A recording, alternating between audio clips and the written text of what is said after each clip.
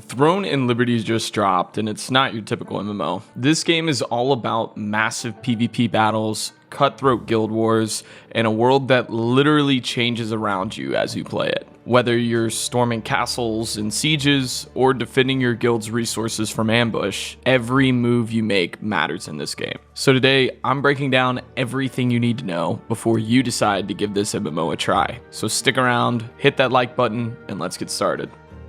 So, Throne and Liberty is built around PvP at its core. Almost every major activity in the game drives players into conflict, whether it's through large-scale castle sieges, smaller skirmishes for control points, or resource gathering missions that are vulnerable to ambushes from rival guilds. One of the main highlights is that guild-based castle siege. Guilds can transform into golems and lead assaults on massive castles, smashing down gates and breaching defenses as they battle rival guilds for control. But the PvP doesn't end there. The game also features Capture the Stone events, where guilds compete over boon stones and rift stones. These grant powerful buffs and access to rare item drops. Winning these objectives can really change and turn the tide for your guild, giving you a major advantage in other conflicts. Even activities that might seem like PvE content, such as dungeons, resource gathering, can quickly turn into PvP brawls. For example, during Chak's transport missions, players are tasked with moving resources between guild-controlled areas.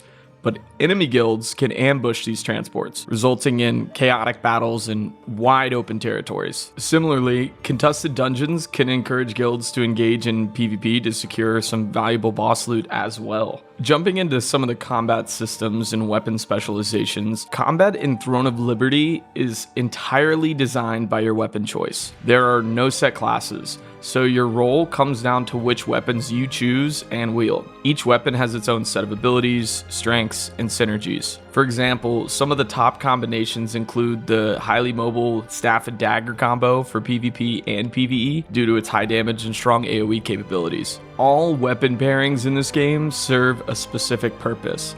For example, the greatsword is really high burst damage, powerful stuns, makes it ideal for frontline players. The longbow is for long-range skirmishes and support roles, offering CC and team buffs, while the wand and tome is a classic mage option. You're able to spec into both high DPS and healing builds, and the sword and shield is ideal for tank and frontline defenses both on PvE and PvP. Combining that with a wand offers your popular paladin build, giving you a blend of the defense, healing abilities, making you more of a hybrid class. Now I wanted to jump into the world building and dynamic environments. We see a lot of MMOs try this out, but Throne and Liberty has a little bit different of a twist that's pretty interesting to me. So one of the standout features of this game is the dynamic world.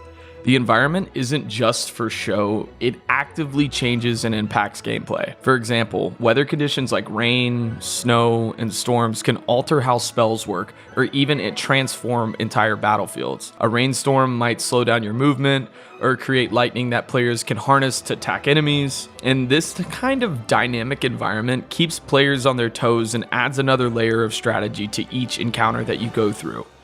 But that's not all. Players can also morph into various creatures to navigate the world. This means you can transform into a bird to scout from above, or sea creature to explore the underwater areas. This morphing isn't just cosmetic, it plays a huge role in PvP and PvE, allowing players to traverse and escape or plan ambushes in unexpected ways.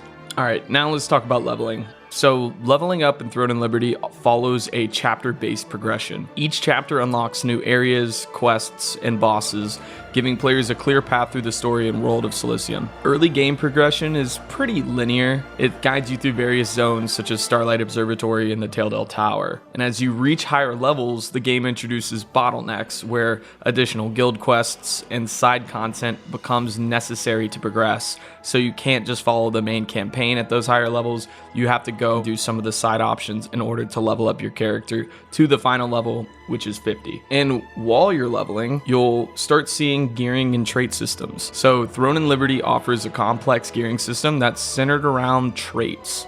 Each piece of gear you obtain comes with randomized traits that can be upgraded or re-rolled using trait unlock stones or trait conversion stones, kind of similar to your run-of-the-mill ARPG. These traits can significantly boost your damage, resistance, or utility stats depending on your build. Higher tier items like epic or rare gear allow for more trade slots and potential, but come with higher risks during the leveling process. For example, some of the primary traits to look out for are heavy attack chance and critical hit for DPS focus builds, ranged and magic evasion for tank builds, CDR and max health for support roles. And to optimize your gear, you'll need to regularly run dungeons, complete events, and extract valuable traits from unwanted items. Traits can also be sold on the auction house, providing a secondary income source for dedicated players. In short, Throne and Liberty is a full-scale PvP experience that requires strategy, dedication, and coordination. If you're looking for a game that's intensely focused on PvP combat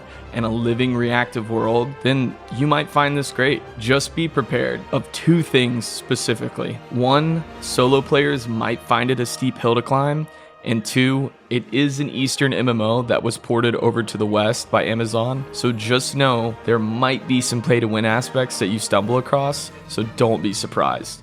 And as always, before you guys go, make sure to like, comment, and subscribe to the channel. Also, don't forget to hit that notification bell so you're always up to date with the latest MMO content. In the description, you'll find our Discord community, all the links to my socials, so make sure to check that out as well. And as always, guys, I will catch you in the next one. Peace.